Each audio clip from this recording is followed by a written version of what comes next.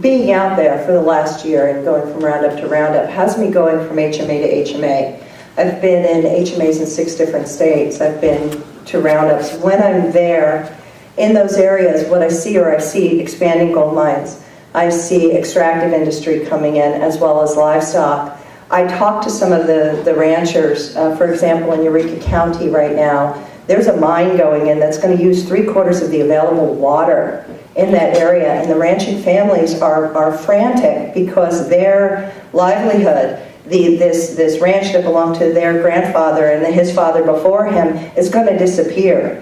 When you begin to boil this down and look, we have a war that's centered on water.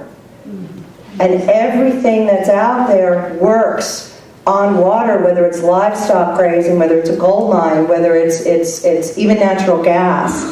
And so when you really boil this down, this is the last great resource war on this planet, and it's for water. When you look at horses and what they represent to us as an American, our symbol of freedom, our symbol of resilience, our symbol to carry on.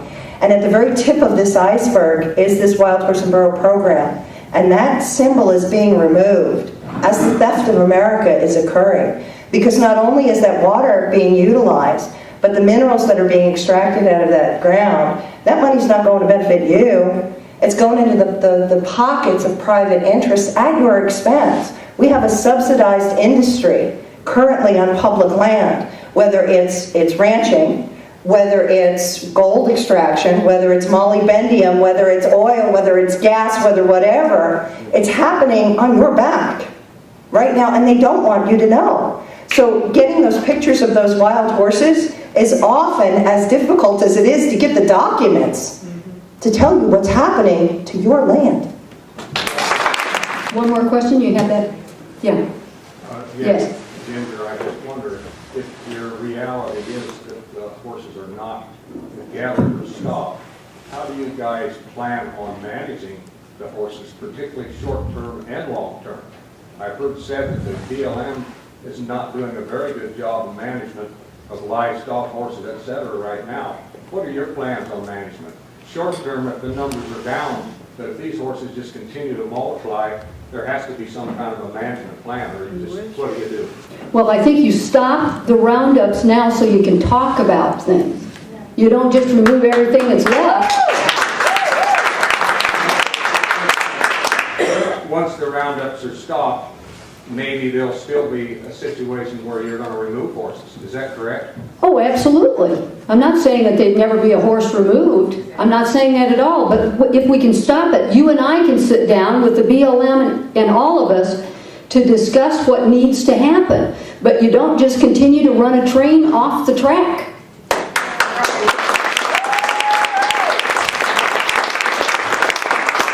Well, I think that's the end. You did have a question, the young lady in the middle? Yes. One more, and then we'll call it quits. You call them resources, so I was just kind of wondering, do you guys believe in the domestication of wild horses, like breeding them, training them, using them? Yes, ma'am. Okay. I'm happy to say I have Trace, my blue roan from the Priors. I have Sax, Cloud's brother, who's a charmer. He's a 3-year-old. They should still be wild and free. I regret that they are not, but I love them. And I think if you show a show of hands here of the people in this room who have adopted a wild horse. Or burro. Or a burro. Gary, sorry. Please. This movement is not about not adopting adoptable animals. This movement is about not removing 22-year-old mares that die under 30 correct.